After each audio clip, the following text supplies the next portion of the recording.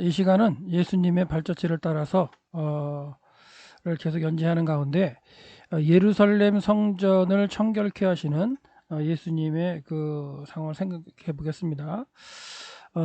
공생의 3년을 어떻게 우리가 이제 그 볼 수 있냐를 한번 말씀드린 적이 있는데, 공생의 3년을 예수님께서 처음 성전 청결케 하신 사건부터 마지막 청결케 하신 사건까지 만 3년이라고 말씀드려서 그렇게 이제 얘기를 해드렸는데, 오늘은 첫 번째 그 성전 청결케 하시는 사건 속에서 어떤 의미를 우리가 또 살펴볼 수 있는지를 한번 생각해 보겠습니다. 2장 요한복음 2장 16절에 보시면, 비둘기 파는 사람들에게 이르시되 이것을 여기서 가져가라, 내 아버지 집으로 장사하는 집을 만들지 말라고 말씀하시면서, 이제 성전, 예루살렘 성전에 올라가신 예수님께서 성전의 그 이방인의 뜰에 그 당시에 만들어져 있던 그 시장에 가셔서 이제 막 뒤집어 엎으시면서 이렇게 말씀하시는 장면인데요. 우리가 성경 본문을 보면서 한번 살펴보겠습니다. 유대인의 유월절이 가까운지라 예수께서 예루살렘으로 올라가셨다. 그러니까 이 사건 전에는 뭐였어요? 나사렛에서 이제 가버나움으로 이사하신 거. 그 사건이 있었는데 가버나움에 오래 머물지 않으시고 유대인의 유월절이 가까우셔가지고 이제 다시 또 이제 예루살렘으로 가시는 그런 상황이 되셨고, 성전 안에서 소와 비둘기 파는 사람들과 돈 바꾸는 사람들이 앉아 있는 걸 보셨어요. 그러니까 지금 재물을 파는 사람들이요, 재물을 파는 사람들과 돈 바꾸는 사람들이 있었다는 걸 기억하시기 바랍니다. 그래서 이런 상황들을 보시고 노끈으로 채찍을 만드사 양이나 소를 성전에 다 쫓아내셨어요. 그리고 돈 바꾸는 사람들의 돈을 쏟으시고 상을 엎으시고 뭐 난리를 치신 거죠, 어떻게 보면. 그리고 비둘기 파는 사람들에게 이르되 가져가라, 내 아버지 집을 장사하는 집으로 만들지 마라. 이 비둘기 파는 사람들은 뭐겠어요?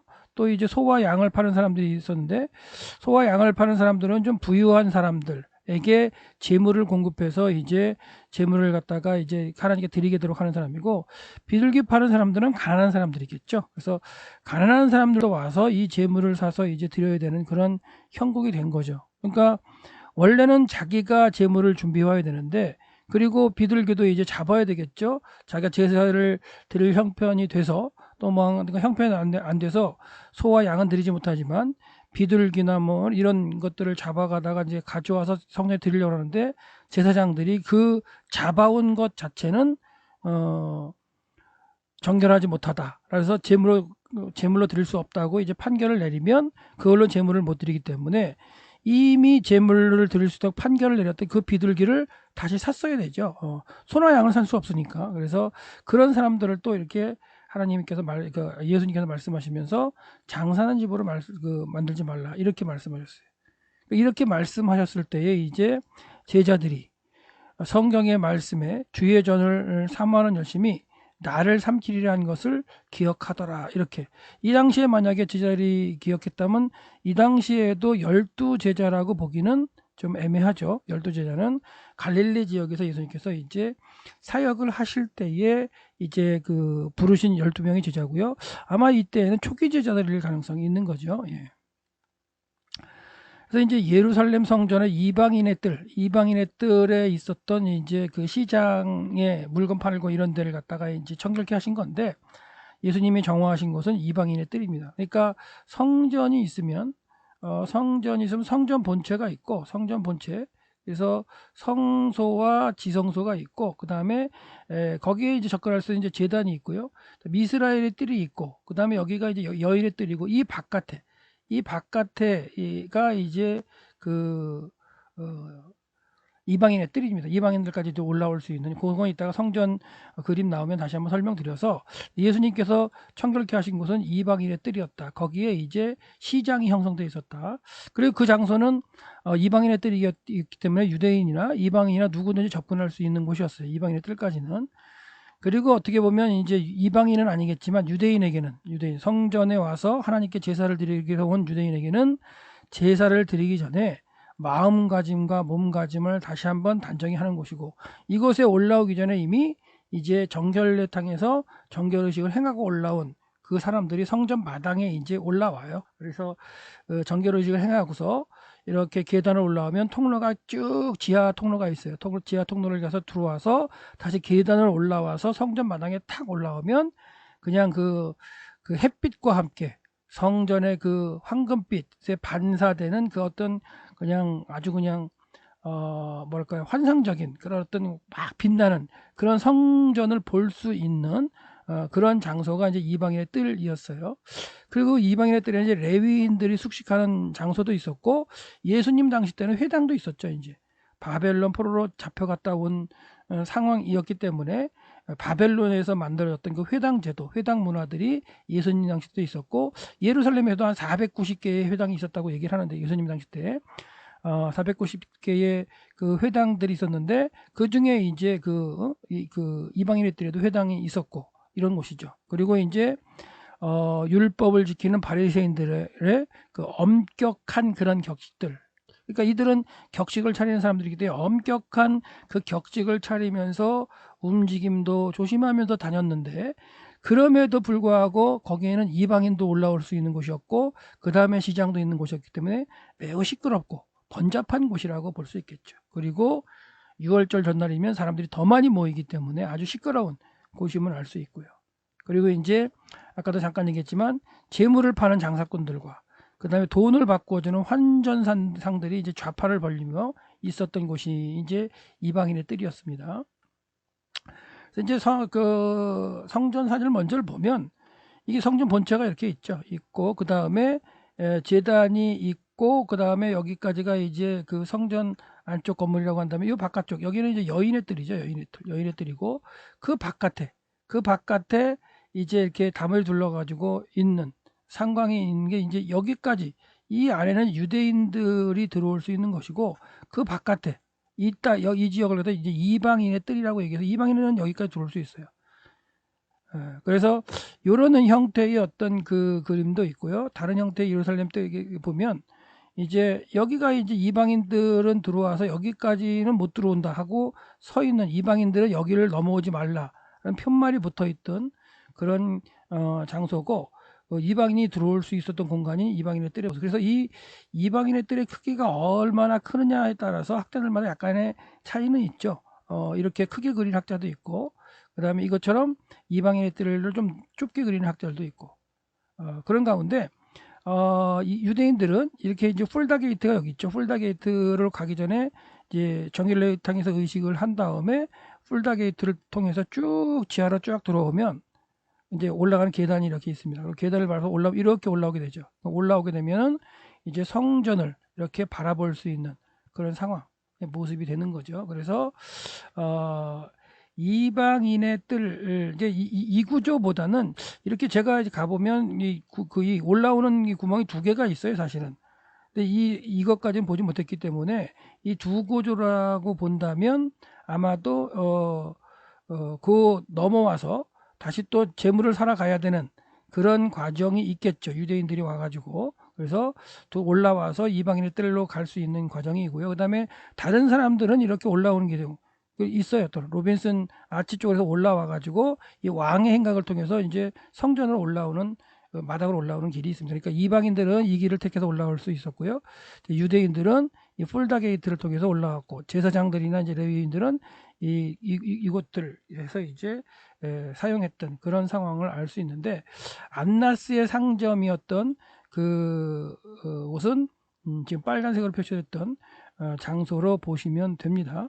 그래서 이 지역에서 이제 재물을 갖다 팔기도 하고, 그 다음에 동년을 갖다가 반세계를 드리기 위해서, 하나님 성전에 이제 반세계를 드리기 위해서 환전을 하기도 했던 그런 지역이 되겠습니다. 그래서 성전 안에서, 그러니까 이방인의 뜰에서 이제 매매가 이루어졌다는 걸 알 수 있는데, 바벨론 포로를 돌아갔다 온 다음에 이방 땅에서 이제 많이 본 거예요. 이방의 신전에 가면은 그 이방 신전의 지역에 그 재물을 살 수 있는 그 시장들이 있어요. 이방 신전에는.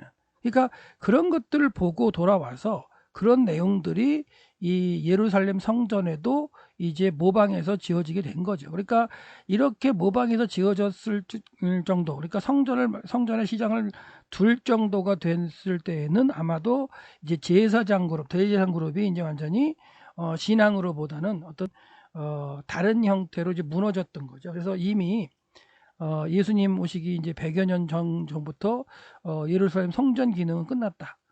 워낙 잘못됐기 때문에 예루살렘 성전을 등지고 유대 광야로 나가서 동쪽을 바라보면서 살던 제사장 그룹의 어떤 시초가였던 쿰란 공동체도 있었다고 말씀드렸잖아요. 그래서 이렇게 이제 이 성전 공동체가 아주 그냥 돈에만 눈멀은 재물에 이제 마음을 둔 그런 모습으로 이제 성전의 어떤 지도자 그룹이 타락한 그런 모습의 한 형태가 이방인들의 시장을 만들어 놓고 재물을 팔고 그다음에 아주 비싸게 팔아서 장사하는 사람들하고 이권을 나누는 그런 모습들이 이제 있었던 것을 이제 있던 것을 알 수 있고 이곳을 예수님께서 이제 성경을 청결케 하시는 거죠. 그래서 이방 신전에 있던 상점을 이렇게 모방해서 만들었고 예루살렘 성전에서도 탁 트인 이방인 애들의 이제 양과 염소, 비둘기를 파는 그런 어떤 재물을 파는 그런 장소를 시장을 만든 거죠. 안나스가. 그리고 또한 이제 1년에 한 번 내는 성전세를 드리기 위해서 반세계를 드리는 건 이거는 이제 모세를 통해서 주신 하나님의 율법이잖아요. 그러니까 그게 지켜졌는데 1년에 한 번 성인 남자들을 위해서 성전세를 바칠 때에 그것을 갖다가 교환하는 동전 교환소가 있어요. 그러니까 동전 교환소가 있었다는 얘기는 그 반세계를 받을 때 두로세겔로만 받았기 때문에 그래요. 근데 평상시에는 로마의 데나리온이나 이런 돈을 가지고 썼겠죠. 근데 성전세를 드릴 때에 그 12번째 달 15일부터 성전세를 드리기 시작하는데요. 그때는 이제 그 평상시 쓰던 로마의 그 화폐가 아닌 은전이 아닌 두로의 반세겔로 받았어요. 두로의 반세겔로. 두로의 이제 세겔이죠. 반세겔이 아니라 이제 두로의 동전을 받았기 때문에 그걸 갖다가 이제 바꾸기 위한 환전소가 있었는데 그런 것들을 갖다 환전하면서도 이제 돈을 이제 많이 수수료를 받는 그런 과정이 있는데 뒤에서 다시 한번 설명드릴게요. 그래서 안나스 상점의 위치는 이방인의 뜰의 위치일 가능성이 있고요. 그 다음에 그 이방인의 뜰 자체는 이제 여러 사람이 이제 올 수도 있었고, 그 다음에 이방인의 신전에 있었던 상점을 이렇게 만들었다. 원래 재물은 양이 있고 이쪽이 이제 양문인데 양문을 통해서 재물이 들어오는 그런 과정이 있긴 하죠. 그리고 이제 원래 제사를 드릴 때는 백성들이 직접 가져온 걸로 드려야 되는데 그런 걸 이제 제사장들이 불합격 판정을 내려서 자기들이 미리 이제 그 판정을 내렸던 이방인의 뜰에 있는 상점에서 이제 재물을 사오게끔 하는 그런 일들을 벌였던 거라고 보시면 됩니다. 그래서 예수님께서 양과 소를 그리고 비둘기 파는 자들을 갖다가 상을 둘러 엎으신 거는 성경 내주신 건 뭐냐면 하나님께서 정하신 방법대로의 제물을 드린 형태가 아니었기 때문에 그래요. 그래서 원래 성전에 바치는 제물은 자신이 키우던 것 중에서 흠없는 것을 갖다가 이렇게 가져와야 되는 거죠. 그래서 가져오는 과정 가운데 뭔가 상함이 있는가 없는가를 다시 한번 제사장들한테 판결을 받아야 되는데 그래 올라올 때 얼마나 그 제물을 가지고 그 성전에 올라올 때에 아주 그냥 소중하게 갖고 왔겠어요. 그랬는데도 예수님 당시 때에는 성전 당국의 제사장들이 불합격 판정을 내려버린 거예요. 하여튼간 백성이 가져온 제물은 부적합하게 판정을 내리면 제물을 가지고 제사를 드려야 되는데 못 드리게 되니까 그러면 이제 다시 집에 갔다 올 수는 없죠. 그러면 울며 겨자 먹기로 백성들은 이미 적합 판정을 받아가지고 판정을 내렸던 그 안나스의 시장 그 이방인의 뜰에 있던 그 제물 파는 곳에 가서 비싸게 그 제물을 이제 사서 드려야 되겠죠. 그러면 비싸게 매긴 그 알플러스 알파의 비용을 재물을 팔고 있는 장사치하고 그렇죠? 장사하는 사람들하고 그리고 이미 판정을 내렸던 그 성전 당국의 제사장들과 뒷거래가 분명히 있었던 건 분명하겠죠. 그러면서 이제 이권을 챙기는 그런 모습이 이제 예루살렘 성전 공동체의 지도자 그룹, 제사장 그룹의 어떤 형태였어요. 그러니까 예수님 시대의 이 예루살렘 성전의 어떤 기능들이 참 문제가 있었다라고 이제 생각하는 제사장들은 이미 예루살렘 성전을 떠나서 등지고 광야로 나갔던 사람들도 있었다. 거기서 쿰란이라는 아하드 에세네파를 형성해서 하나님의 말씀을 기록하며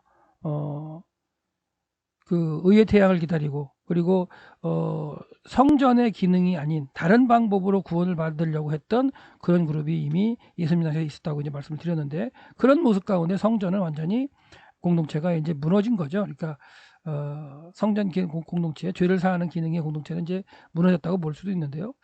그리고 이제 재물 말고 이제 성전세를 내기 위해서 환전소가 이제 만들어져 있었는데요. 환전소가, 그 환전소에 대한 얘기를 해드리면, 성전세 반세계는 유대인 남자라면은 이제 1년에 한번 꼭 드렸어야 돼요. 근데 그러니까 그 6월절은 이제 제 1월에 이제 1월 그래 있는 거죠. 1월 14일 저녁부터 이제 드려지고 무교절을 이제 21일까지 지키는 그런 이제 중요한 절기가 있는 그 시기에 한 달 전이 한 달 전.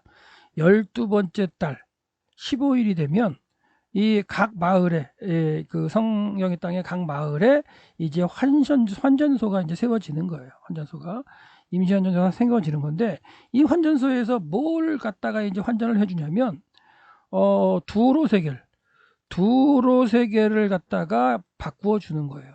왜 두로 세겔을 바꿔주냐면, 두로 세겔로만 성전세를 받았어요. 네. 그리고 이제 15일부터 이제 이렇게 10일 동안은 각 마을에서 이제 그 성전세를 받을 수 있고, 25일이 지나면 이제 성전에 와서 직접 냈어야 돼요. 예. 그리고 이제 그 약속의 땅, 그 팔레스타인 살지 않는 국외에 거주하는 사람들은 이제 자기가 사는 마을에 이런 게 그 환전소가 없고 성전세를 거두는 곳이 없기 때문에 이제 성전에 와서 직접 내야 되죠. 그러니까 이 성전에 와서 직접 내는 사람들을 위한 또한 환전소가 있었다는 거. 그래서 이런 식으로 이제 반세계를 내기 위해서 이제 환전소가 있었는데, 그때에 받은 세겔이 두로 세겔로만 받았다는 거예요. 이게 이제 두로 세겔의 앞 모습인데, 앞면은 이제 알렉산더의 월계관을 쓴 모습을 하고 있고, 뒷면에는 이렇게 독수리 형상을 가지고 있어요. 근데 유대인들은 이 형상을 그려져 있는 것들을 갖다가 갖고 있지 않는 게 율법에 정해진 거잖아요. 근데 뭐 로마 은전에도 황제의 상이 그려져 있긴 하지만 이 두로 세겔로만 성전세를 받았다는 거예요. 그게 왜 그러냐면, 그 당시에는 이 세겔이라는 게 뭐냐면, 그 세겔이라는 게 중량이에요, 중량. 그러니까 무게죠, 무게인데 한 세겔은 똑같아요. 그러니까 로마 데나리온의 한 세겔이나 이 두로 세겔의 한 세겔이나 무게는 같아요. 무게는 같은데 그 은 함유율이 두로 세겔이 더 많았어요. 그러니까 두로 세겔은 은 함유율이 90%가 됐다는 거예요. 근데 로마의 데나리온은 이 90%가 안 되고 아주 모자른 거죠. 은 함유율이. 그러니까 더 가치가 있는 건 뭐냐면 두로 세겔의 가치가 있었어요. 그래서 성전 당국에서 반세겔을 받을 때 이 두로 세겔로만 받은 거예요. 로마의 은전은 함유율이 떨어졌기 때문에. 그러니까 이 로마의 화폐를 갖고 있는 이 백성들이 1년에 한 번 이 성전세를 바치려면 이 두로 세겔을 준비해야 된단 말이에요. 그럴 때에 이 환전 수수료를 받는 거죠. 근데 그 환전 수수료를 적은 양을 받은 게 아니라 노동자 하루 품삯의 절반 정도를 받았다는 거예요. 그러니까 한 데나리온이 아니라 반 데나리온. 그러니까 결과적으로 뭐예요?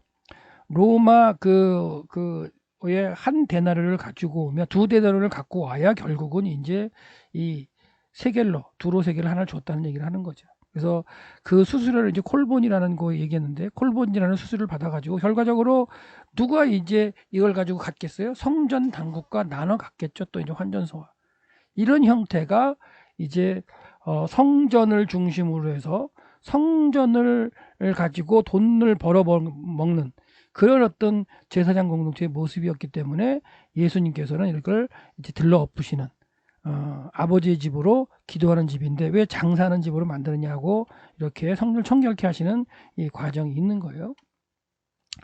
근데 이제 재미있는 건 예수님께서도 이 반세계를 내셨던 사건이 이제 기록되어 있죠. 갈릴리에 머물 때인데요. 이건 이제 지금은 우리가 이제 성전 청결케 하시면 공생을 시작하시는 사건을 얘기하고 있는데, 이 반세겔 이야기가 나와서 먼저 얘기해 드리면, 이 반세겔을 갖다가 내지 못하시고 갈릴리에서 이렇게 다니시다가 이렇게 그 반세겔을 내지 않았다 그래가지고 이 반세겔을 베드로가 고기를 잡아서 이제 내게 하는 그런 장면이 있는데, 이 반세겔을 냈다는 이것 사건 자체 하나만으로 배경적인 정보를 이해하면, 예수님이 이 반세겔을 낸 사건은 공생의 마지막 12번째 달 아달월 15일부터 25일 사건이구나 라고 알 수 있는 거죠. 왜 그래요? 아까 우리가 이제 앞에서 그 당시에 그 환전소가 세워지는 게 언제라 그랬어요? 아달월 15일부터 24일까지, 25일까지 환전소가 그 각 마을에 이제 세워졌다 그랬잖아요. 그리고 25일이 지나면 이제 예루살렘 성전에 와서 직접 내린다고 했기 때문에, 예수님께서도 갈릴리 가버나움에 머무실 때 반세겔을 냈던 사건이 마태복음 17장에 있거든요. 그렇다면 이 마태복음 17장 사건은 예수님의 공생애의 완전히 그 3년째 후반인 그 12월 25, 12번째 달 15일 이후, 그러니까 공생애의 마지막에 예수님이 6월절 날 십자가를 지시거든요. 돌아가시거든요. 그러면 딱 요 사건은 한 달 정도, 딱 한 달 남겨놓고 벌어진 사건이라고 알 수 있죠. 그래서 우리가 이제 그 당시에 성경의 풍습과 문화와 이런 여러 가지 역사적 상황들을 이해해 보면, 그 본문의 그 일어난 때와 장소를 더 정확하게 알고 명확하게 알고 그 의미를 더 정확하게 알 수가 있어요. 그러니까 마태가 기록하면서 예수님의 이 일하시는 과정을 시간 단위로 분명히 기록했다고 우리가 볼 수 있다면 그 시기를 정확하게 알 수 있고, 마지막 그 반세겔 내는 사건도, 가버나움에 계시는 이 사건도 공생의 마지막 예수님 십자가 한 달을 남겨놓은 사건이다라고 이제 알 수 있는데, 한번 읽어보면 이렇게 되죠. 가버나움에 이르니, 이 가버나움에 이른 것도 이제 이전에 17장 이전의 사건이 뭐냐면 변화산 사건이에요. 앞 사건이. 그러니까 변화산에서 변형되셨다가 다시 이제 갈릴리를 지나서 가버나움에 오신 그 사건이고, 그때가 이제 결과적으로 뭐예요? 12월 15일 이후인 거죠. 그러면 그 앞에 이제 변화산 사건이 있을 수 있는 거고요. 그래서 반세계를 받는 자들이 베드로에게 나와 이르되 너의 선생은 반세계를 내지 아니하느냐, 이렇게 얘기했죠. 그러니까 베드로가 내신다. 그러고 이제 집에 온 거예요. 집에 이제 딱 들어왔더니 이제 예수님께서 먼저 말씀하시는 거예요. 베드로는 밖에서 그런 사건이 이제 있었고, 집에 들어가니까 예수님께서 먼저 이르시되 뭐라 그러냐면, 시몬아, 내가 어떻게 생각하느냐? 세상 임금들이 누구에게 관세와 국세를 받느냐? 자기 아들에게냐 타인에게냐? 그러니까 예수님께서는 이제 이 땅의 주인이 하나님이시고, 이 땅의 주인이 하나님이시고 자기는 하나님의 아들인데, 그렇죠? 이런 말씀하시는 거죠, 어떻게 보면. 그래서 베드로가 이르되 타인에게 받습니다. 그랬더니 이제 예수님께서 그렇다면 아들은 세를 원래 내는 게 아니다. 당신은 안 내시는 게 정상이라는 얘기죠. 그래서 유대인으로 태어나신 예수님께서도 반세계를 안 내는 게 정상이다라고 이제 베드로에게 말씀하고 계시는데, 그러나 우리가 그들을 실족하지 않게 하기 위해서, 하나라도 이제 실족해 넘어지는 사람이 없게 하기 위해서 내가 바다에 가서 낚시를 해라. 먼저 오르는 고기에 입을 열면 한 세겔이 있을 것이다. 이 한 세겔이 결국 두로세겔이었을 거죠. 그렇죠? 아마도 이 물고기가 로마의 화폐인 데나리온을 갖다 물고 올라왔다면 또 말이 안 되는 거죠. 그러니까 하나를 갖고 올라와야 되기 때문에 두로세겔 한 세겔을 가지고 올라온 거고, 그리고 이제 예수님께서 베드로, 나와 너 베드로를 위해서 한 세겔을 갖다가 반세겔씩 해서 성전세로 내라라고 말씀하신 거예요. 네.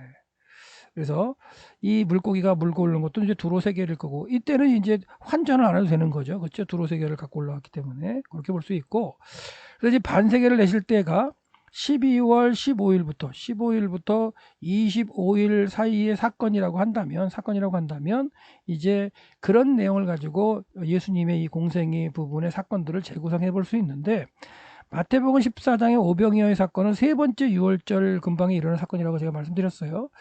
그리고 이제 15장에서 7병2어가 있는데, 그 이후에, 그러니까 이방 땅에서, 그렇죠? 대가벌레 지역에서 이제 이루어진 사건이고, 그 이후에 또 저 북쪽으로 예수님께서 가이사랴 빌립보로 가시는데 거기서 이제 또 인자를 누구로냐고 해가지고 물으셔서 대답을 들으시고 베드로가 주는 그리스도시요 살아계신 하나님의 아들인 고백을 받으신 다음에 또 사건이 있죠.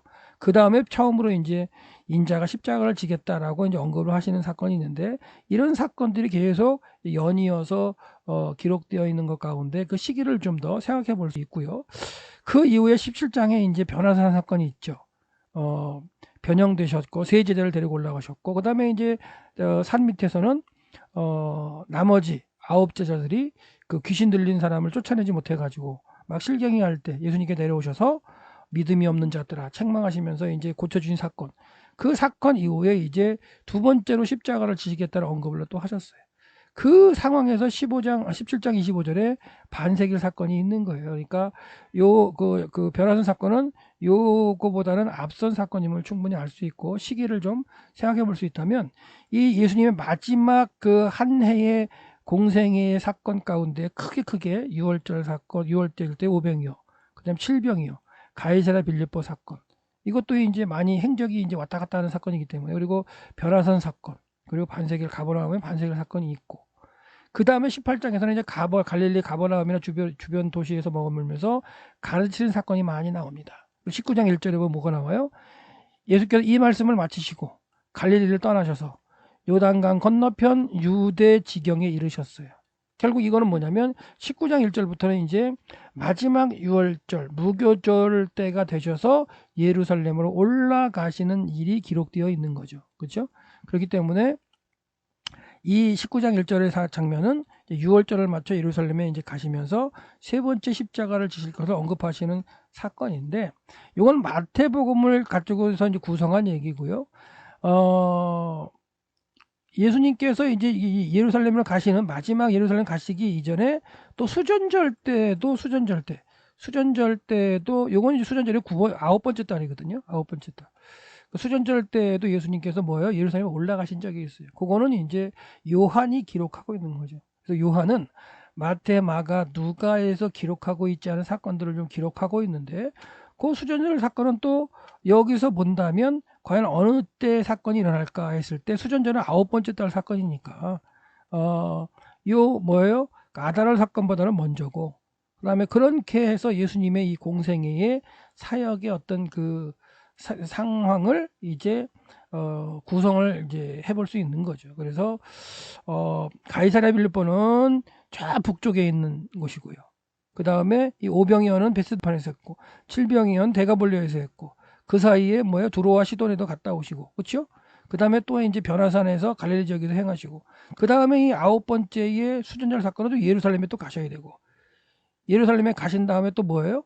그 다음에 가셨다가 베다니에 머무시다가 나사로도 살리시기도 하시고 그 다음에 이제 예루살렘 떠나셔가지고 갈릴리로 오신 다음에 이런 반세겔 사건이나 변화사 사건이 있고 그 다음에 다시 이제 예루살렘으로 마지막으로 올라가시는 그런 과정이 있겠죠. 이런 식으로 우리가 이제 그 구성해 볼 수 있는데 하여튼 예수님이 반세겔 내신 사건을 통해서 마태복음 사건을 재구성해 볼 수 있다. 그리고 요 이제 17장에서 반세겔 내신 사건은 예수님께서 십자가 한 달 정도 한 달 남겨주신 사건에서 이루는 것을 볼 수 있다라고 얘기 드리는 거예요. 그래서 결과적으로 이제 예수님께서 이제 성결 청결을 이렇게 하심으로 이제 사람들이 주목의 대상이 되신 거죠. 그래서 유대인들이 뭐라고 얘기했냐면 유대인들이 이제 말하기를 내가 이런 일을 행하니 이런 일을 뭐예요? 성절 청결케 하는 사건이에요. 무슨 표적을 우리에게 보이겠느냐 관심이 생긴 거예요. 이제 막 이렇게 성전을 청결케 하고 내 아버지 집으로 장사하는 집을 만들지 말라 내 아버지 집은 기도하는 집이다 이렇게 막 말씀하시니까 내가 이제 표적을 보여라 내가 그리스도인 표적을 보여라 네가 이 행하는 표적을 보이라고 이제 요구를 한 거죠. 그러니까 예수님께서 뭐라고 말씀하셨냐면 너희가 이 성전을 헐라 내가 사흘 동안에 일으키리라. 그러니까 성전을 헐러버리면 내가 사흘 동안 일으키라. 이건 말이 안 되는 거죠, 지금. 이 성전, 이게 같이 보이는 예루살렘 성전을 보면 이걸 헐어버려라. 헐어버리는 것도 문제인데, 사실은. 그들이 헐어버리는 것도 말도 안 되는 거죠. 어떻게 유대인들이 성전을 헐겠어요. 근데 그걸 헐어버리면 내가 사흘 동안에 일으키리라고 말씀하세요. 그러면 사흘 동안에 일으킬 가능성이 있을까요? 말도 안 되는 거죠. 그러니까 이건 말도 안 되는 걸로 이제 받아들일 수밖에 없는데, 근데 사흘 동안에 일으키라 하는 그런 말씀 가운데 본다면 이 성전을 헐라했을 때 이 보이는 성전을 헐라는 게 아니라 이 보이는 성전에 대한 너희들의 마음 가운데 있는 뭔가 그 허상을 헐어버려라, 그런 말씀이 있을 수 있죠. 그리고 내가 사흘 동안 다시 그 너희들이 그 의미하는 성전의 참 의미 되는 걸 내가 세우겠다라고 말씀하셨는 건데, 그 말씀을 깨닫지 못하고 이해하지 못하니까 유대인들이 뭐라고 하냐면 이 예루살렘 성전을 지금 46년 동안 지어오고 있는데 이런 얘기를 하는 거예요. 이 46년 동안 헤롯이 지어오고 있는 이런 과정은 뭐냐면 성전 본체를 갖다가 지어오고 있다기보다도 성전 본체는 지어져 있고요. 그 다음에 어떤 그걸 보수하거나 하는 과정 가운데 성전 마당을 넓히고 있는 거예요. 성전 마당. 그래서 성전 마당을 넓힌다는 얘기는 뭐냐면 이 성전에 이제 원래의 이 본체에 이런 것들은 이제 지어져 있고 헤롯이 북쪽으로도 확장을 하고요. 남쪽으로도 확장을 하고 서쪽으로도 확장을 했어요. 그러니까 그렇게 확장을 하면서 성전에 대해서 보수하고 하고 있는, 예수님 당시 때는 보수가 돼 있었던 거죠. 네, 그렇죠? 그리고 아까 말씀드린 이렇게 그 풀다 게이트를 통해서 이렇게 들어오면 올라오는 이런 모양의 이제 계단이 올라와서 보는 그런 것들을 확장하고 있는 그런 과정 가운데 있기 때문에 46년 동안 지금 지어오고 있다는 얘기를 하고 있는 거예요. 근데 한 가지 더 붙여 말하면 이 헤롯 왕이 이 동쪽으로 확장을 할 수가 없었어요. 이 벽을. 그건 왜 그러냐면 이 벽 자체 바로 옆에가 기드론 골짜기였기 때문에 확장을 못했죠. 그래서 마카비 시대 이후에 이 기드론 골짜기를 갖다가 접하고 있는 솔로몬 행각은 이 확장이 안 됐어요. 그래서 유대인들은 이곳을 거룩한 곳으로 여겼죠. 그래서 헤롯 왕이 확장한 서쪽이나 북쪽이나 이 남쪽의 회랑에 모이지 않고 솔로몬의 행각에 모여서 주로 토론을 하거나 말씀을 묵상하거나 기도하거나 그렇게 했던 곳이 솔로몬 행각이고, 베드로도 이제 이 솔로몬 행각에서 많은 이적을 행하시죠. 예수님도 여기 이곳에서 이제 말씀을 나누시는 걸 볼 수 있고, 그래서 지금 성전을 짓고 있다는 건 뭐냐면 40년도 짓고 있다는 건 이렇게 헤롯에 의해서 확장되고 있는 그런 얘기를 하고 있는 거고, 지어져 가고 있는데 네가 사흘 동안 일으키겠나, 이런 말씀을 하신 거죠. 근데 이제 예수님은 아까도 말씀드렸지만 성전된 자기 육체를 가리켜서 말씀하신 거다라고 이제 사도 요한이 이제 기록하고 있는 거죠. 그리고 그때는 그 말씀을 제자들도 깨닫지 못했는데 예수님께서 죽은 자 가운데서 살아나셔서 사흘 만에 부활하신 다음에 제자들이 이때 성전에서 말씀하셨던 것을 기억했고, 그리고 그 예수님이 부활하신 이후에 이제 성경과 성경에서 말하는 의미나 예수님께서 사흘 만에 다시 성전을 회복하겠다 하신 말씀을 믿었다라는 말이 되겠는 거예요. 이렇게 하나 이제 예수님께서 성전을 청결케 하셨는데, 이 성경을 청결케 하신 이 사건에 대해서 두 가지 입장이 있어요. 그 당시에 이 유대인의 파 중에 여러 개의 파가 있는데 사두개파가 있어요. 사두개파가 있고요. 그 다음에 바리새파가 있죠. 이 바리새파는 이제 율법을 중심으로 해가지고 지켜가야 된다 그래가지고 주장하는 이제 그 율법주의자들인 바리새파가 있었고, 사두개파는 뭐냐면 성전 공동체를 장악했어요. 성전 공동체를 장악한 건데, 성전 공동체를 장악했다는 얘기는 뭐냐면 그 당시에 로마의 지도를 받는 그런 형국 가운데 성전 제도를 갖다가 이렇게 유지하는 그런 것을 갖다가 이제 잡은 게 사두개파예요. 그러니까 사두개파는 성전 중심으로 이제 제의를 행하면서 이제 이권을 챙기는 그런 사람들이었고, 바리새인들은 그런 모습이 잘못됐다고 하면서 율법적으로 이제 가리키는 그런 사람들이 있었죠. 그리고 또 한 가지는 이제 아까도 말씀드린 성전 공동체는 끝났다고 생각하고 나간 제사장들을 통해서 중심에서 그 모여 있는 그 SNF파가 있고요. 그 다음에 이게 이제 쿰난 공동체죠. 쿰난 공동체. 그런 파들이 있고, 또 한 가지는 뭐냐면 이 로마에 대응해서 막 이렇게 대항했던 그 열심당원들, 찔럿이라고 얘기하는데요.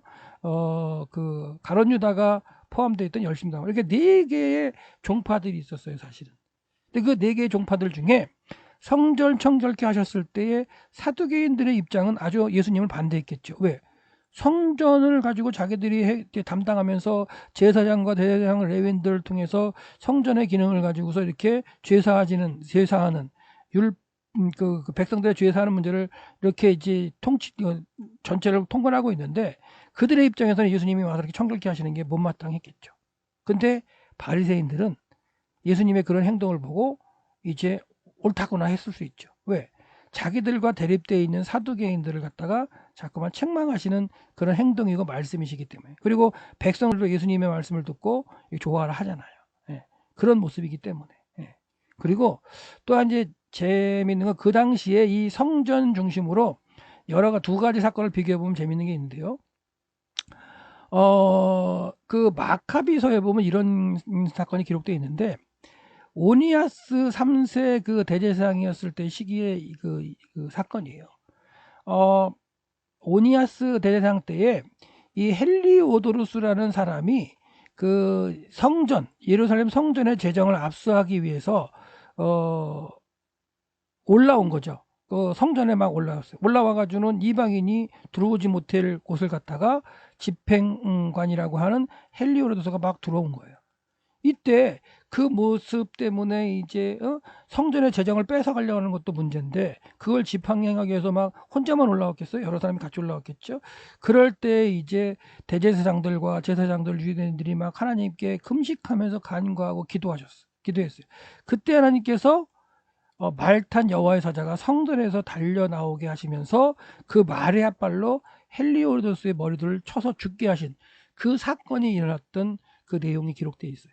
그렇다는 얘기는 오니아스 3세 때에는 하나님께서 이 성전을 보호하시면서 성전을 통해서 역사하셨던 그런 내용을 이 유대인들이 기억하고 있는 거잖아요. 그래서 이 사건을 하나님께서 스스로 성전을 지키셨다는 것으로 백성들이 이야기하면서 회개를 했던 거예요. 근데 예수님 당시 때의 대제사장이었던 성전의 모습이고 였던 가야바 시절에, 가야바는 18년부터 36년까지 그 대제사장이었기 때문에 예수님은 AD 26년부터 29년 정도의 그 공생애를 갖다가 지내셨기 때문에 가야바가 대제사장이었을 때에 예수님께서 활동하셨던 거예요. 근데 이때에도 문제가 있었어요. 이때 총독은 빌라도라고 그랬잖아요. 이때 빌라도가 성전 재정에 손을 댔어요. 유대인들의 환심을 사기 위해서 물 대는 공사하고 베들레헴부터 예루살렘까지 이제 물을 대는 공사를 하겠다, 이런 어떤 핑계를 대면서 성전의 재정을 갖다가 이렇게 손을 대는데, 이때는 하나님께서 집행하는 사람을 갖다가 살려두신 거예요. 그냥 두셨어요.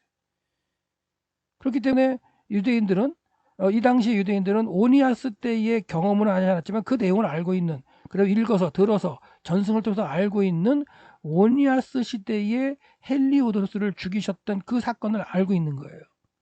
근데 지금 가야바 시절에 빌라도가 행하는 이 일에 대해 하나님 침묵하고 계심으로 인해서 하나님께서 예루살렘 성전을 버리셨다고 생각하는 거죠. 이런 거는 이제 쿰난 공동체가 이미 제사장들이었던 사람이 나가서 예루살렘을 등지고 의의 태양을 기다리면서 율법 필사하는 그런 사건으로 연관이 될 수 있는 거죠. 예.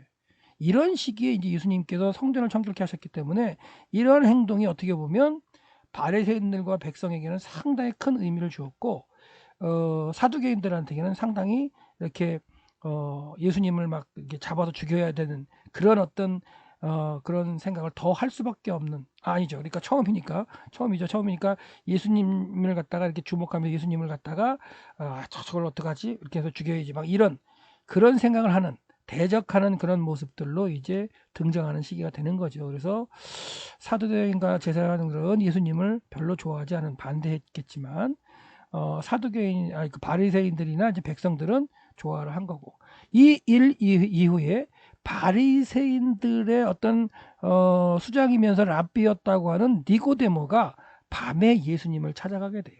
그 사건은 이제 다음에 살펴볼 텐데, 하여튼간 예수님께서 성전을 청결케 하시는 사건 가운데에 바리새인들은 예수님을 이렇게 주목하게 됐고, 또한 사두개인과 제사장들도 예수님을 주목하게 되는데 그 주목하는 이유가 달랐던 걸 알 수가 있겠죠.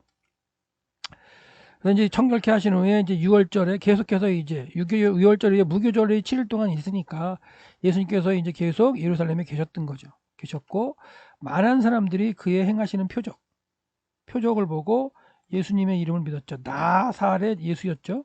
나사렛 예수를 이제 믿는 거죠. 믿게 되는 건데 이 믿는다는 게 이걸 그리스도로 믿느냐 이건 또 다른 거예요. 예. 그래서 그리스도를 믿는 거는 다른 거지만 예수님이 행하시는 그 표적을 믿었다는 거죠. 아, 이분이 선지자인가? 모세가 말한 그 선지자인가? 아니면 오리란 엘리야인가?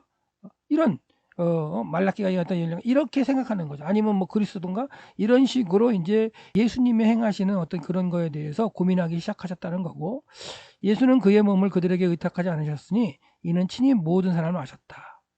또 사람에 대하여 누구의 증언도 받을 필요가 없으니 이는 그가 친히 사람의 속에 있는 걸 아심이었어요. 그래서 예수님께서 지금 이제 공생애를 갖다가 성전 청결케 하심으로 출발하시는 과정을 갖다가 한번 살펴봤는데 이 공생애 3년의 출발 사건을 이제 학자들마다 다르게 얘기한다고 했어요.